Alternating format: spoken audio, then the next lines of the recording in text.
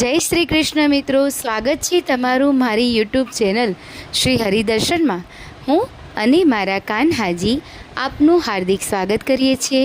મિત્રો, આજે આપણે 13 મઈએ શરૂ થતી અપરા એકાદશીની વાર્તા, તેનું મહાત્મય તથા તિથિ ક્યારે શરૂ થાય છે અને ક્યારે પૂર્ણ થાય છે તથા તેના પારણા ક્યારે કરવા, આ દરેક વસ્તુ આ વિડીયોમાં આપણે જાણીશું.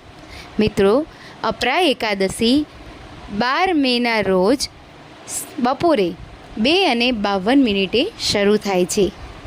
અપરા એકાદશીનું વ્રત ઉદયાતિથિ પ્રમાણે કરવાનું હોય છે અને દ્વાદશી જોડે જે વ્રત 11સની તિથિ જોડાયેલી હોય છે એ રીતે કરવાનું હોય છે. એટલે આ એકાદશીનું વ્રત આપણે 13 તારીખે રાખી શકાય. 13 તારીખે બપોરે 1:29 એકાદશી સમાપ્ત થશે. ત્યાર પછી આ એકાદશીના વ્રતના પારણા 14 તારીખે સવારે 5:31 લઈને 8:14 સુધી કરી શકાય છે. મિત્રો, આ હતી એકાદશી ક્યારે, તે કેટલા વાગે શરૂ થાય છે અને કેટલા વાગે પૂર્ણ થાય છે તેની વાત. હવે આપણે એકાદશીની વાર્તા અને તેનું મહાત્મય સાંભળીશું. અપરા એકાદશીને અચલા એકાદશીના નામથી પણ ઓળખવામાં આવે છે, જે પૌરાણિક માન્યતાઓ મુજબ જ્યેષ્ઠ કૃષ્ણ પક્ષની એકાદશીને અપરા એકાદશી કહેવાય છે. આ દિવસે વ્રત કરનારથી અપાર ધન દોલતની પ્રાપ્તિ થાય છે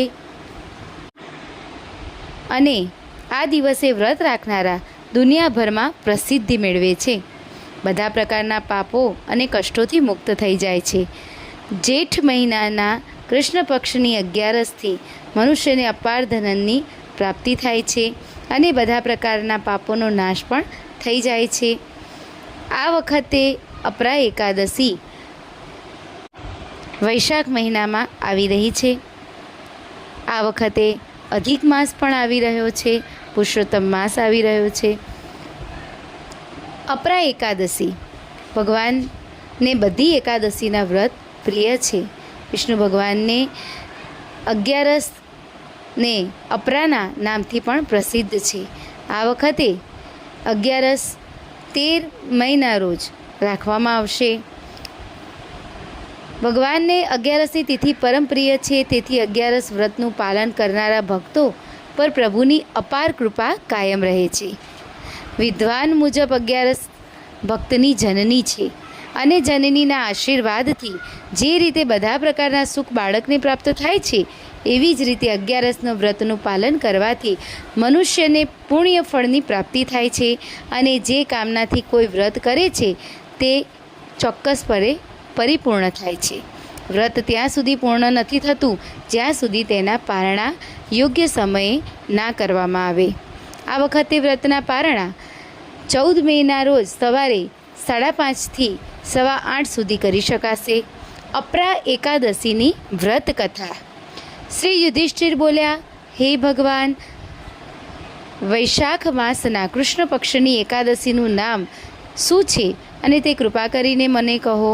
ત્યારે કૃષ્ણ ભગવાન બોલ્યા, હે રાજન, વૈશાખ માસના કૃષ્ણ પક્ષની એકાદશીનું નામ અપરા એકાદશી છે, કારણ કે અપાર ધન દેનારી છે, તે પુણ્ય આપનારી અને પાપને નષ્ટ કરનારી છે.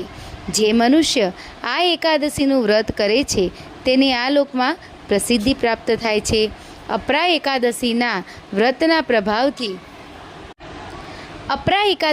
વ્રતના પ્રભાવથી બ્રહ્મહત્યા, ભૂતયોની, બીજાની નિંદા આદિના પાપો નષ્ટ થાય છે.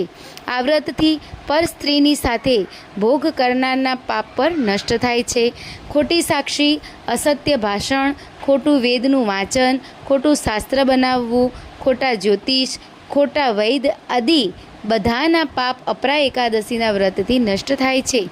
જો ક્ષત્રિય યુદ્ધ ક્ષેત્રથી ભાગી જાય તો તેઓ નરકમાં જાય છે, પરંતુ અપરા એકાદશીના વ્રતથી તેમને સ્વર્ગની પ્રાપ્તિ થાય છે. જે શિષ્ય ગુરુ પાસેથી વિદ્યા ગ્રહણ કર્યા પછી તેમની નિંદા કરે છે તે અવશ્ય નરકમાં જાય છે, પણ જો તે અપરા એકાદશીનું વ્રત કરે તો સ્વર્ગ પ્રાપ્ત થાય છે. જે ફળ 3 પુષ્કરોમાં સ્નાન કરવાથી અથવા કારતક માસમાં ગંગા સ્નાન કરવાથી અથવા પિંડદાન કરવાથી મળે છે તે ફળ અપરા એકાદશીનું વ્રત કરવાથી મળે છે. સિંહ રાશિવાળાને બૃહસ્પતિના દિવસે ગોમતીમાં સ્નાન કરવાથી, કુંભમાં શ્રી કેદારનાથજીના દર્શન કરવાથી તથા બદ્રિકાશ્રમમાં સ્નાન કરવાથી જે ફળ મળે છે તે ફળ અપરા એકાદશીના વ્રતની બરાબર મળે છે. હાથી ઘોડાના દાનથી તથા યજ્ઞમાં સ્વર્ણદાનથી જે ફળ મળે છે તે ફળ અપરા એકાદશીના વ્રતના ફળની બરાબર હોય છે. હાલમાં જ વિયાયેલી ગાય, ભૂમિ અથવા સ્વર્ણદાનનું ફળ પણ આ વ્રતના ફળના બરોબર મળે છે. અપરા એકાદશીનું વ્રત